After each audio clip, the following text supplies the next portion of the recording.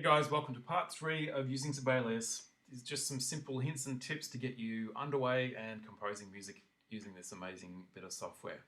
Okay, we're going to look at adding some things that to our little brass trio that we started in the last video and see if we can extend it a bit and learn about a few new tricks. Okay, so one of the things we might try and do, let's say we've got our little idea here. It's not that amazing, but let's stick with it for now. And we're going to copy and paste all of that because we think this little idea is worth repeating again.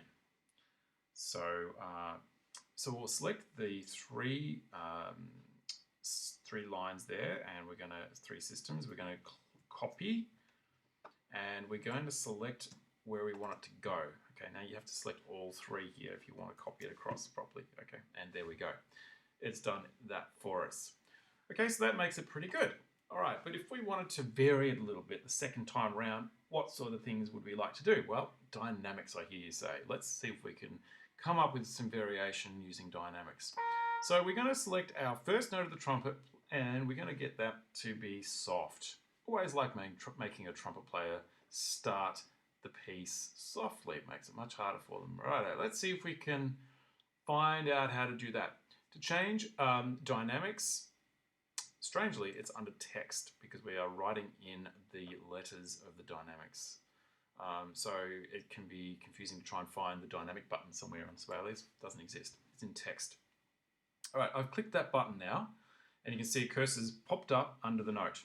And it's going to place whatever I type under that note and connect it to the note, which is important because it kind of is telling the computer that that particular note needs to be at whatever level you put in there. Okay, we're going to go for piano. That's pretty cool. So we're starting it nice and soft for the trumpet player. And away they go. So we might then go in here and add this one and make that a bit louder. So here with our expression button, and let's go, what do you reckon? They always want to play loud trumpets. Let's bring it up to just an MF. Keep them under control. Okay, so that's how that works. But let's say we want to throw in a crescendo. Now we could do this in a number of ways. Well, you know, one way we could perhaps in this bar get a crescendo is to type it in, C-R-E-S-C dot, gets us our crescendo, and then we might let them get their double F out of the way right there.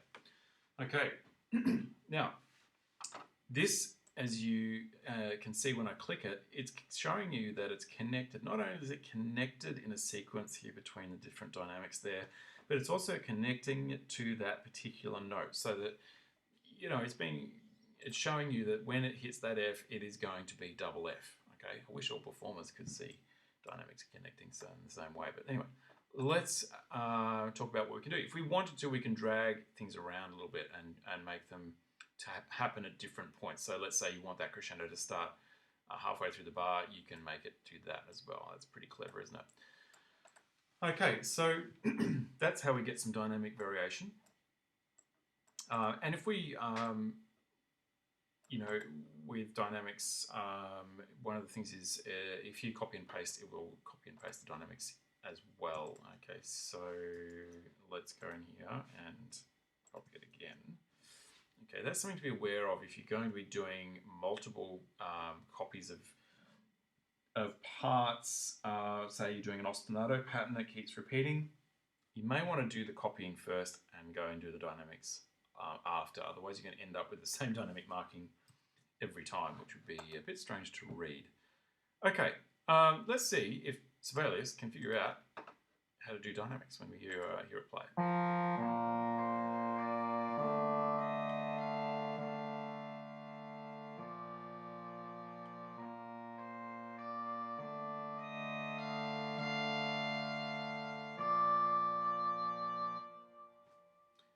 Well, there it is, ladies and gentlemen. The crescendo and double F happened on that trumpet, which was brilliant. Okay, now there's some other things we could add in which would be a bit strange in this bit of music, but we could just, for demonstration purposes, talk about some articulation. Staccato, pretty straightforward, all right? You can add that there. There are some other forms of articulations in here. staccatissimo, marcato, and you pause. Fermatas are in there as well. Some other strange symbols. Okay, so there's some. Oh, there we go. That'd be cool to have, wouldn't it? Yeah, some drop-offs. But that's where some extra of the symbols are located. Okay, so just while we're on the text button, we can do other things to help the performer as well, and give the markings in there. And if you scroll down here, there's tons. Like there's so many examples of different types of text you can do. All the different types you can possibly imagine are in there, and pretty simple to use them. One of the awesome things that it does is lyrics. Okay, believe it or not, it's so easy. It is so easy. So let's go in and put some lyrics into this song, and we'll see. I'll show you how easy it is.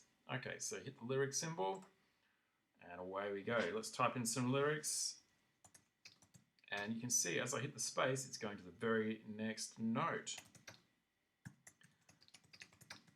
I can't, and actually we've got a note here, we've hit the hyphen button, it does that as well, and it hyphenates the words, puts them in the right spot.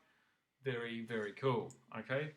That's probably it for this little installment. Adding lyrics, adding dynamics, and away you go. You can come up with some pretty cool things.